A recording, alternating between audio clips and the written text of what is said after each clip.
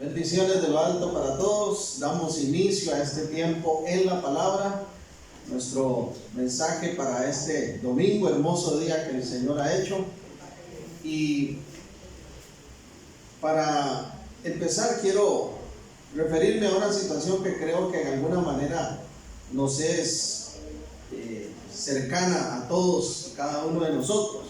¿Le ha pasado que alguna vez usted escucha que alguien le llama? Está tal vez usted en su casa y de pronto, ¿verdad?, uno oye que le llama, tal vez yo escucho que Roxana me llama, entonces voy a donde ella está en la sala y dice, no, yo no lo llamé, fue Naomi, ¿verdad? Eso se da mucho en la casa, que tal vez, papi me llamaba, dice Naomi, no, era su mamá, vaya a ver qué era, para qué le estaba llamando, ¿verdad? Por lo general, cuando a uno lo llaman, siempre uno va a preguntar, ¿me llamaste? ¿Para qué me llamabas? ¿Verdad? Y es curioso esos casos donde a veces uno se equivoca y no discierne bien quién es realmente el que le está llamando como tal. En la palabra de Dios encontramos una situación muy interesante, similar a esto que les estoy mencionando, y está en Primera de Samuel, en el capítulo 3. Vamos a tener un texto base hoy que es el Evangelio de Juan, el capítulo 3, pero nada más quiero en esta introducción referirme a esta situación que está en el primer libro de Samuel, en el capítulo 3. Por cuestión de tiempo no voy a leerlo todo, pero voy a resumirlo para ustedes. Aquí nos narra la escritura el llamado que Dios le hace a Samuel. Dios tiene un llamado para Samuel, quiere levantarle como profeta en la nación de Israel. Y él está muy joven y todavía no tiene muy claro realmente las cosas de Dios. Y entonces dice que estando él en el templo, allí junto al sacerdote, él está durmiendo en la noche. Entonces escucha la voz que le llama Samuel. 3 ocasiones escucha lo mismo. Y él se levanta y corre hacia la habitación, donde el aposento donde está Elí, el sacerdote. Él piensa, ¿verdad? Sí, me llamabas. Pero es interesante cómo eso ocurre 2 veces, y la tercera vez Elí se da cuenta que es Dios el que está llamando a Samuel realmente. Entonces dice el versículo 9, y dijo Elí a Samuel, estoy leyendo Primera de Samuel 3:9, y dijo Elí a Samuel, ve y acuéstate, y si te llamare dirás, habla Jehová, porque tu siervo oye. Así se fue Samuel y se acostó en su lugar, y vino Jehová y se paró y llamó como las otras veces, Samuel, Samuel. Entonces dijo, habla, porque tu siervo oye. En la Biblia, ¿verdad?, encontramos este relato. Y quiero hoy iniciar con ustedes una pequeña serie de sermones que he titulado El llamado de Dios. Porque es muy importante que nosotros reflexionemos sobre el llamado que Dios nos hace a cada uno de nosotros. Sin duda Dios está llamando a nuestra vida constantemente. Dios está llamando a la vida de las personas. Y muchas veces la gente no discierne que es Dios. No entiende con claridad que es Dios el que le llama. Aunque ve su favor, aunque ve su bondad, aunque disfruta de muchas cosas, no se da cuenta. Incluso en que en medio de las experiencias, Dios está tratando, está llamándonos, acercándonos a Él. Y como Samuel, muchas veces las personas no distinguen la voz de Dios. Y es necesario entonces que nosotros reflexionemos y tengamos muy claro cuál debe ser nuestra respuesta al llamado de Dios. Esta serie que voy a compartir iniciando hoy la he titulado El llamado de Dios, porque es muy importante entonces que escuchemos con claridad la voz de Dios y que nos preguntemos, ¿qué será lo que Dios quiere de mí, de cada uno de nosotros? A través de esta serie quiero volver a lo más básico, quizás, de nuestra doctrina. Quiero aprovechar la oportunidad para refrescar algunos fundamentos doctrinales que tienen que estar muy claros en nosotros. El primer sermón de esta serie, que es el de esta mañana, lo he titulado De la incredulidad a la fe. De la incredulidad a la fe. Porque creo que ese es el primer llamado que Dios hace a las personas. Un llamado, una invitación a salir de la incredulidad para entrar a la vida de fe. Hebreos 11:6 dice que es necesario que el que se acerca a Dios crea que le hay y que Dios es galardonador de los que le buscan. La gente no se puede acercar, las personas no pueden acercarse a Dios si no creen que Él existe. Entonces el primer llamado que Dios hace a la humanidad es a creer en Él. Y un texto que va a ser nuestro texto base es Juan, el Evangelio de Juan en el capítulo 3. Quizás uno de los versos más mencionados, más predicados, más leídos, conocidos, escuchados por muchos. Son los versos de este capítulo 3. En especial ese verso 16, ¿verdad?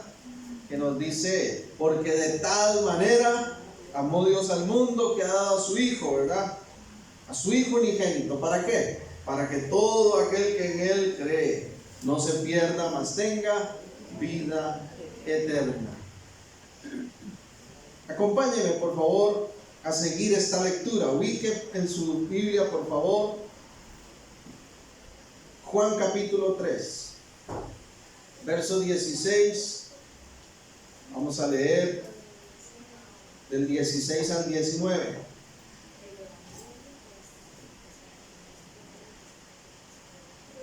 Doy un momento para que lo ubiquen. Es importante que usted pueda ir siguiendo la lectura también. Porque de tal manera, dice el verso 16, amó Dios al mundo que ha dado a su Hijo unigénito, para que todo aquel que en Él cree no se pierda, mas tenga vida eterna. Porque no envió Dios a su Hijo al mundo para condenar al mundo, sino para que el mundo sea salvo por Él. El que en Él cree no es condenado, pero el que no cree ya ha sido condenado, porque no ha creído en el nombre del unigénito Hijo de Dios. Y esta es la condenación, que la luz vino al mundo, y los hombres amaron más las tinieblas que la luz, porque sus obras eran malas. Interesante entonces cómo un verso como este, tan mencionado, tan conocido, nos pone a nosotros en esa realidad de esta primera mención que estamos haciendo en esta mañana en cuanto al tema de que el primer llamado que Dios hace es a pasar de la incredulidad a la fe. De tal manera amó Dios al mundo que ha dado a su Hijo unigénito. ¿Para qué? Para que todo aquel que crea, que deje de ser incrédulo en cuanto a Dios, obtenga esa vida eterna. Lo primero que quiero mencionar es que la fe en Jesús es la única respuesta lógica a tan grande amor y sacrificio que hemos recibido de parte de Dios. La fe en Jesús, para los que anotan, es la única respuesta lógica ante tan grande amor y sacrificio recibidos. No creer en Jesús sería la más grande ingratitud que podamos cometer. ¿Por qué? Porque Él lo ha dado todo por nosotros. De tal manera nos ama, con un amor tan grande, inmedible para nosotros, que Dios sacrificó esa vida en la cruz por nosotros. ¿Alguna vez alguien ha hecho algo grande por ti?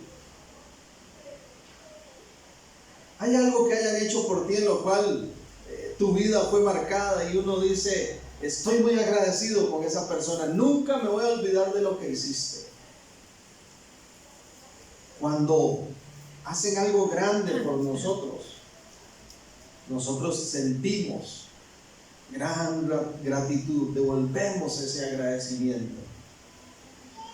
Por eso es que yo digo que la fe en Jesús es la única respuesta lógica. Después de tan grande sacrificio, de tan grande amor, ¿cómo vamos a darle la espalda a Dios? ¿Cómo va a decir el mundo, no quiero nada contigo, no creo en ti, no me interesa? Si lo que Él ha hecho no tiene comparación. No tiene comparación.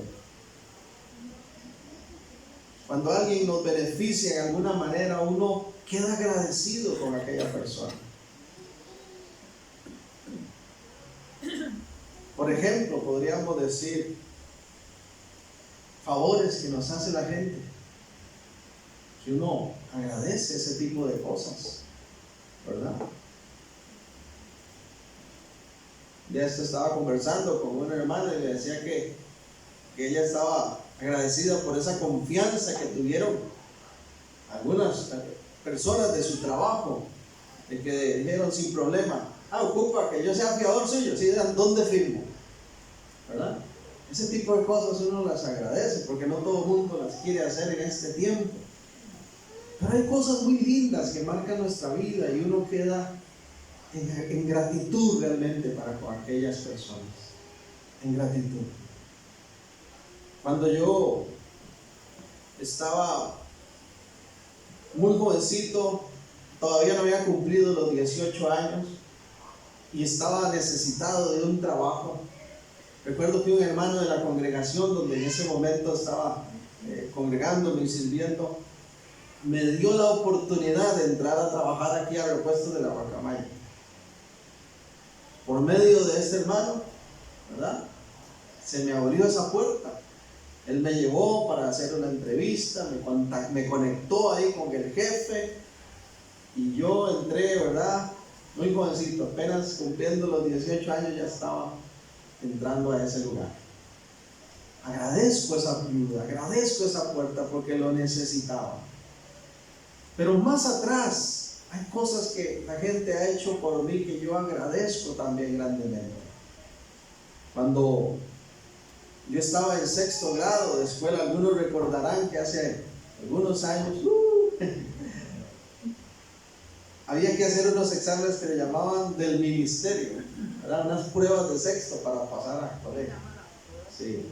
Yo estaba viviendo un momento complicado a nivel, ¿verdad?, de mi vida y estaba haciendo varias cosas, ¿verdad? Dentro de ellas empecé a trabajar los fines de semana con un señor que vendía pescado, luego fui a la feria a vender pescado, luego fui a una pescadería grande que quedaba ahí en Desamparados antes, donde ahora es el Mega Super, ahí estuve, ¿verdad?, un tiempo. Pero de 3er grado a 6º grado yo tuve una sola maestra, la niña Doris Maglare. Y esta señora era sumamente estricta, sumamente estricta. Algunos hasta miedo le tenían. Pero siempre fue tan noble con nosotros, preocupada por nuestro desarrollo. Y a mí nunca se me va a olvidar que en reiteradas ocasiones, para esos exámenes, ella me dijo: Germita, usted no va a perder estos exámenes, estamos flojos en esta parte, yo le voy a ayudar con esto. Y me recibió en su casa, hermanos. A veces después de haber ido a la pescadería, que todavía traía el olorcito, ¿eh? Y me daba un gallito de comida, me preparaba una cenita ahí y luego me daba clases para ayudarme a ponerme al hilo, ¿verdad? Porque venían esos exámenes y yo estaba un poco atrasado con eso. Eso a mí no se me olvida. Esa vocación que ella tuvo, ese amor. Pero ahora imagínense, hermanos, el hecho de que alguien dé la vida por nosotros. Y más aún sin merecerlo. ¿Cómo no vamos a estar agradecidos? La respuesta más lógica que nosotros podemos tener ante tan grande sacrificio de amor, que dice el profeta Isaías, usted puede leer en el capítulo 52, verso 14, y en el 53 también describe ese sufrimiento, pero dice que ese capítulo 52 dice que fue tal el maltrato que sufrió el Señor en su cuerpo, que no había rostro humano en él. Fue tal el azote, fue tal ¿verdad? La manera en que se ensañaron contra él, que la gente dice, veía su rostro y no distinguía ya su cara. No había aspecto humano, no había parecer humano ya en él. Y pensar que eso lo hacía por nosotros. En Lucas capítulo 7 nos narra el Evangelio una situación muy bella donde Jesús está en casa de un fariseo que se llamaba Simón, y irrumpe ahí en la escena una mujer pecadora, pero irrumpe llena de gratitud delante del Señor, y dice que lloraba. ¿Recuerdan ese texto? Que le enjugaba con sus lágrimas los pies y los secaba con sus cabellos. Entonces Simón, el hombre de la casa, se molesta, y los que estaban ahí empiezan a decir, ¿qué clase de profeta es este? ¿Qué clase de hombre es este que de Dios supuestamente? Y miren cómo permite que los pecadores se le acerquen, que convivir con este tipo de personas. Y Jesús, en respuesta, da una afirmación muy poderosa. Dice Lucas 7:47: por lo cual te digo que sus muchos pecados le son perdonados, porque amó mucho. Mas a aquel a quien se le perdona poco, poco ama. Cuando a uno le perdonan mucho, dice, uno ama mucho. Cuando uno entiende lo que ha significado el sacrificio de Jesús en la cruz, la obra de amor de Dios por nosotros, lo más lógico es responder con gratitud, con amor al Señor. Es interesante cómo en ese mismo relato de Lucas, Jesús confronta al dueño de la casa y le dice, mire, usted es hipócrita. ¿Por qué? Porque hace rato que estoy aquí en su casa y ni me dio agua para limpiarle los pies, no me dio aceite para relajarme, no me dio ni beso de bienvenida. Y le molesta que ahora esta mujer haga este acto tan impresionante. Dios quiere que pasemos de la incredulidad a la fe, y que esta humanidad deje de dudar y de poner la mirada en las dudas, en las inquietudes, en los cuestionamientos que todos los días surgen, para simple y sencillamente enfocarse en el sacrificio, en la obra de amor, para reconocer y decir, lo que Cristo Jesús ha hecho no tiene comparación. Y si lo ha hecho por mí, yo quiero vivir para Él en gratitud.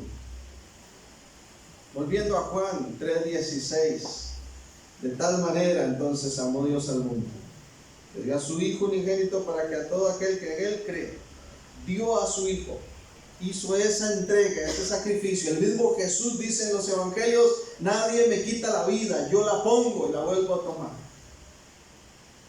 Entonces lo primero es que la fe en Jesús es la única respuesta lógica ante tan grande amor y sacrificio recibido. Segundo, dice que dio la vida de su Hijo para que todo aquel que en Él cree no se pierda. Fe en Jesús es la única solución ante el problema de la caída. La fe en Jesús es la única solución ante el problema de la caída, del pecado que vino a la humanidad. Por eso es que agrega el verso 18, ahí mismo, Juan 3:18. El que en Él cree no es condenado, pero el que no cree ya ha sido condenado, porque no ha creído en el nombre del unigénito Hijo de Dios. Y esta es la condenación, que la luz vino al mundo y los hombres amaron más las tinieblas que la luz, porque sus obras eran malas. sin creer en Jesús estamos perdidos, condenados para siempre. Así es que la fe en Jesús es la única solución ante el problema de la caída, del pecado. Porque cuando el pecado irrumpe en la historia humana, se rompe la relación, la comunión con Dios que había en libertad. Y nos separa de Dios, porque Él es santo. Y lo único que queda es tratar de resolver este problema a través de la justicia, de la santidad, a la cual ninguno de nosotros tenemos la capacidad de llegar por nosotros mismos. Sin Jesús estamos perdidos, condenados para siempre. Ninguno de nosotros puede pagar esa deuda, pudo pagarla ni podrá pagarla nunca. Solo el justo, el santo, el único Rey de reyes y Señor de señores, que deja el trono, toma forma de hombre, y que además, dice la Escritura, se presenta delante de Dios como un cordero inmolado, como un cordero listo para ser sacrificado por la humanidad. Hechos 4:12 dice que en ningún otro hay salvación. No lo hay en ningún otro. Porque no hay otro nombre bajo el cielo dado a los hombres en que podamos ser salvos. No hay otro nombre. Fe en Jesús es la única solución ante el problema de la caída.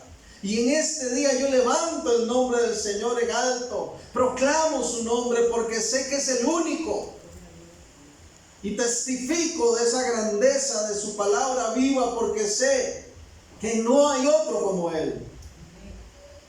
Solo en Él hay salvación. Es que interesante lo que dijo el apóstol Pablo también en Romanos capítulo 5, verso 19. Para los que anotan, entonces estamos en este punto 2 que dice: fe en Jesús es la única solución ante el problema de la caída.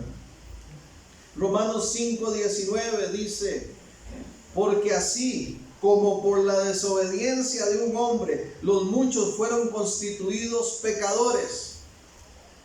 ¿Cuál hombre desobedeció? Adán. Así también por la obediencia de uno. ¿Cuál es ese uno? Cristo Jesús. Los muchos serán constituidos justos. Aleluya.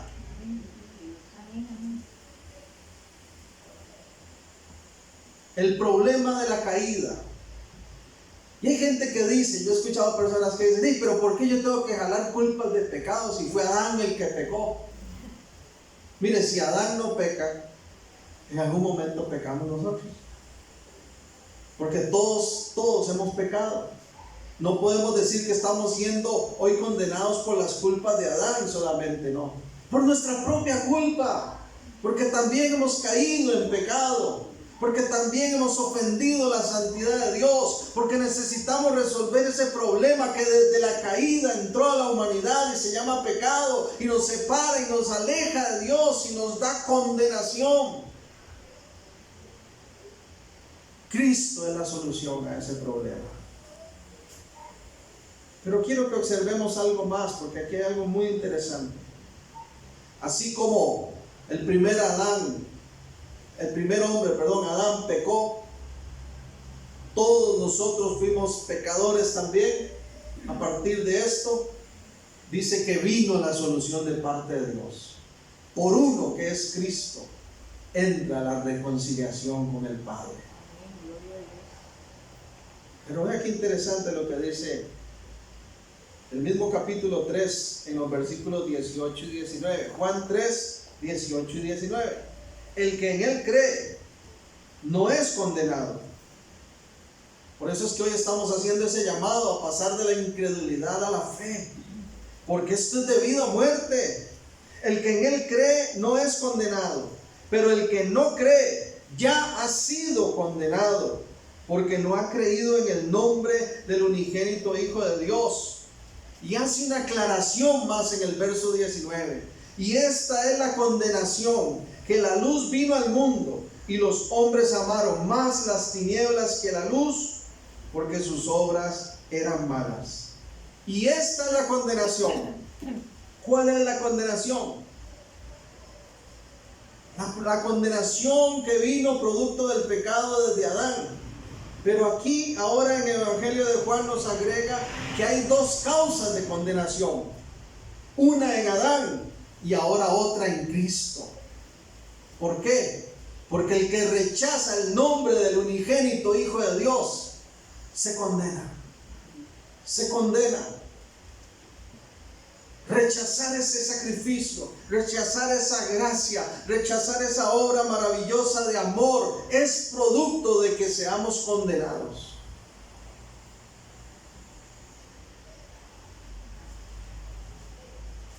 Un poquito más adelante, en el capítulo 12 de Juan. Juan 12.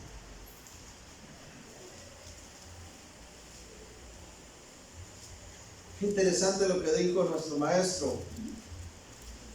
Juan 12, voy a leer el 47 y 48. Juan 12, 47. Al que oye mis palabras y no las guarda, yo no le juzgo, porque no he venido a juzgar al mundo, sino a salvar al mundo. Cualquiera diría, qué salvada. El que no haya palabras, Jesús dice que no me va a juzgar. Pero Jesús está apuntando, aquí quiere enseñar una gran verdad, que no podemos separar el verso siguiente. Agrega el 48. El que me rechaza y no recibe mis palabras, tiene quien le juzgue. La palabra que he hablado, ella le juzgará en el día postrero. Permítame leer estos dos versos en la Nueva Versión Internacional con un lenguaje un poco más actual. Escuche por favor. Si alguno escucha mis palabras, pero no las obedece, no seré yo quien le juzgue, pues no vine a juzgar al mundo sino a salvarlo. El que me rechaza y no acepta mis palabras, tiene quien lo juzgue. La palabra que yo he proclamado lo condenará en el día final.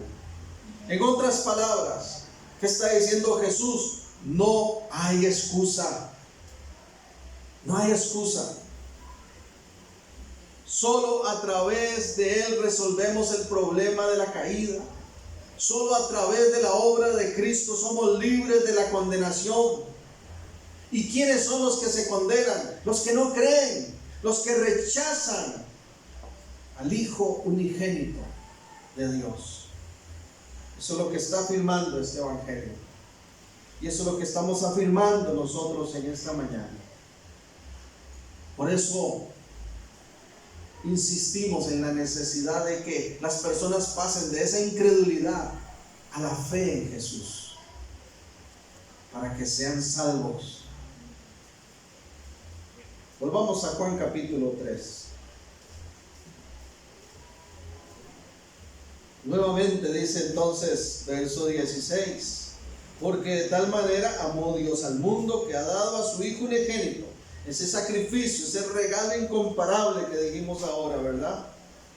Para que todo aquel que en Él cree no se pierda, para resolver el problema de la caída, del pecado, de la condenación. Pero agrega, mas tenga vida eterna. Punto número 3 para los que anotan. Fe en Jesús es la única manera de recibir la vida eterna. Fe en Jesús es la única manera de recibir la vida eterna. Es la única manera.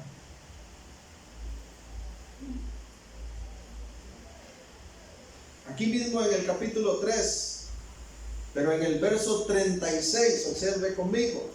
Juan 3:36. El que cree en el Hijo tiene vida eterna, pero el que rehúsa a creer en el Hijo no verá la vida, sino que la ira de Dios está sobre él. ¿De cuál queremos ser? Yo no quiero ser hijo de ira. Yo no quiero que la ira de Dios caiga sobre mí. Yo no quiero obtener vida eterna. ¿A dónde la obtengo? Solo a través de la fe depositada en Jesús. En Jesús. En nadie más. Esto es poderoso. Esto es algo glorioso. Es más, esto es algo realmente relevante para nuestra época, para nuestro tiempo. Yo no sé si usted sabía, pero ningún otro líder religioso hizo semejante ofrecimiento, que al mismo tiempo es una gran demanda para nosotros. Creer en Él para obtener la vida eterna. Ningún otro ha hecho semejante ofrecimiento, porque no tienen la capacidad de hacerlo. Solo en Jesús, solo la fe en Jesús es la única manera de obtener esa eternidad de vida. En Juan 10, un pasaje muy conocido. Juan 10, 25. Le dijo Jesús, esto fue cuando Lázaro había muerto, y su hermana le dice: Señor, qué bárbaro, ¿cómo no pudiste haber venido? Si hubieras estado aquí, él no se muere, y todo esto, ¿verdad? Jesús le dijo, Juan 11:25, yo soy la resurrección y la vida. El que cree en mí, aunque esté muerto, vivirá. Y todo aquel que vive y cree en mí, no morirá eternamente. ¿Crees esto? Yo te pregunto hoy, ¿crees esto? Es muy importante que nosotros pasemos de esa incredulidad a la fe en Jesús, que pasemos a creer plenamente en que Él es dador de vida eterna. Si no, estamos perdiendo el tiempo. De nada sirven cultos, oraciones, lectura de la palabra, si no reconocemos que Él es la respuesta más lógica ante tan grande sacrificio de amor. Que el Señor es, la fe en Jesús es la solución al problema de la caída, del pecado, de la condenación. Y que solo Él, solo a través de Él recibimos la vida eterna. ¿Por qué me atrevo yo a decir que ningún otro ha hecho semejante ofrecimiento, tan grande ofrecimiento? Porque si uno compara el cristianismo con las religiones, las sectas del mundo, se da cuenta de que las palabras de Jesús son las únicas palabras que vienen acompañadas de vida eterna. Por ejemplo, el budismo y el hinduismo, cuando usted les pregunta sobre la vida eterna, ellos dicen: la vida eterna sí existe, pero cada ser vivo está sometido a un ciclo continuo de nacimiento y de muerte, la famosa reencarnación. Entonces uno tiene que pasar quién sabe por cuántas vidas. El hinduismo y el budismo dicen: existe una vida, una eternidad, pero es un ciclo continuo de nacer, morir, nacer, morir, nacer, morir. La famosa reencarnación. Como dijo alguien por ahí, yo lo único que creo que se reencarnan son las uñas de los pies. Pero solo Cristo promete que no moriremos jamás, lo acabamos de leer. El que cree en mí, aunque esté muerto, vivirá. Porque la muerte ya no nos alcanza. Por eso el apóstol Pablo decía: ¿dónde está muerte tu aguijón? ¿Dónde sepulcro tu victoria? El Señor vence sobre la muerte. Y quienes estamos en Él, recibimos vida eterna. Vida eterna.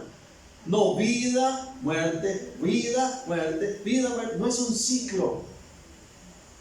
Vamos a tener una resurrección de nuestros cuerpos. Vamos a tener cuerpos glorificados y estaremos ya en vida eternamente. Nunca más tendremos que volver a morir. ¿Cuántos alaban al Señor por eso? El Islam, por su parte, ¿qué dice sobre la vida eterna?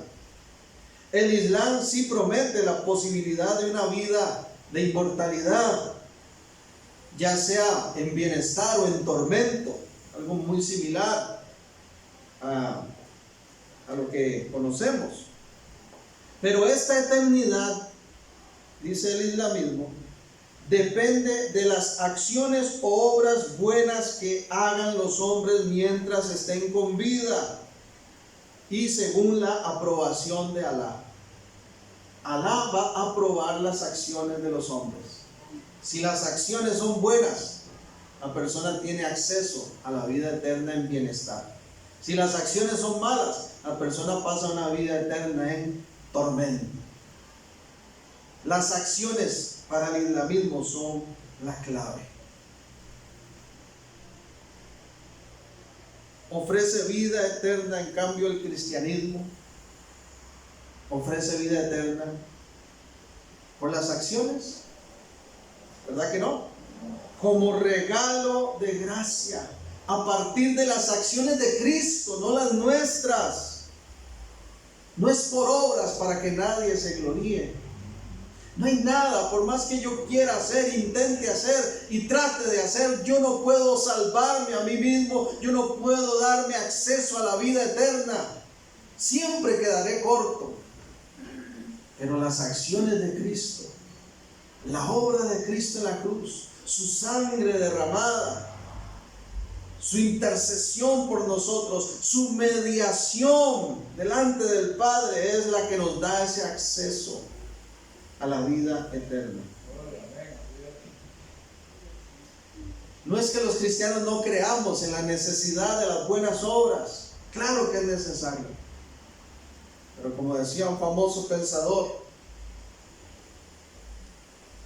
nosotros en Cristo no hacemos buenas obras para ser salvos. Porque ya somos salvos, hacemos las buenas obras. Gloria sea al Señor.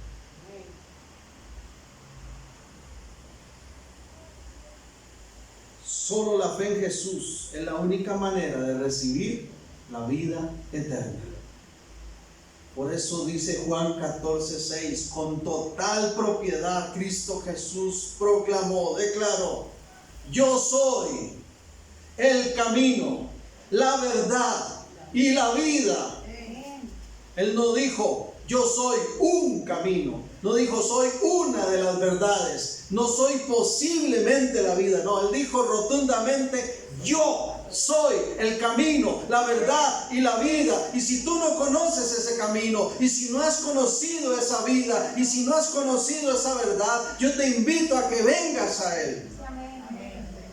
Porque es el único capaz de dar la vida eterna. Y la buena noticia para ti y para mí es que no son nuestras acciones las que nos permiten acceder a eso. ¿Qué es lo que nos pide el Señor? Que dejemos la incredulidad y que vengamos con fe a Él, que creamos en Él, creamos en su obra de amor, creamos en su gracia y su bondad, creamos en su poder, creamos en su autoridad y le reconozcamos como el único capaz de llevar adelante nuestra vida. No puedo terminar sin antes mencionar lo siguiente. No quiero dejar fuera esto porque es muy importante. Y a veces incluso hasta en medio del pueblo de Dios se pasa por alto. Por eso dije al inicio que íbamos a volver a las cosas más básicas de nuestra doctrina a través de estos sermones, de esta serie. Dijimos entonces que el llamado que Dios nos hace es pasar de la incredulidad a la fe. ¿Cómo? 1, La fe en Jesús, reconociendo que la fe en Jesús es la única respuesta lógica a tan grande amor y sacrificio. ¿Cómo no vamos a estar agradecidos? ¿Cómo no vamos a rendirle nuestra vida a Él si Él nos lo ha dado todo? Todo. Segundo, la fe en Jesús es la única solución ante el problema de la caída, de la condenación. Solo Cristo nos libra de esa condenación eterna. Tercero, la fe en Jesús es la única manera de recibir la vida eterna.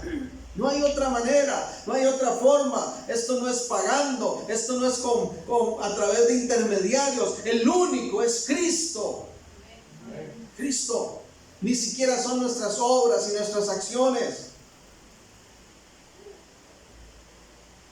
Pero una vez que estamos en ese camino y en esa fe, ¿hacemos esas buenas acciones? Claro que sí. Pero permítame concluir con algo. La fe en Jesús, un último punto, se expresa a través de una confesión especial. Repito, la fe en Jesús se expresa a través de una confesión especial. ¿Qué es eso, pastor?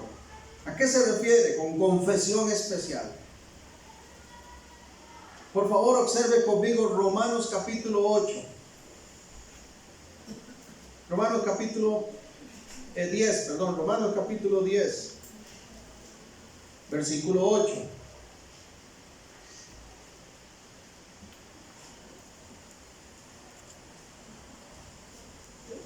Romanos 10, verso 8. ¿Mas qué dice? Cerca de ti está la palabra, en tu boca y en tu corazón.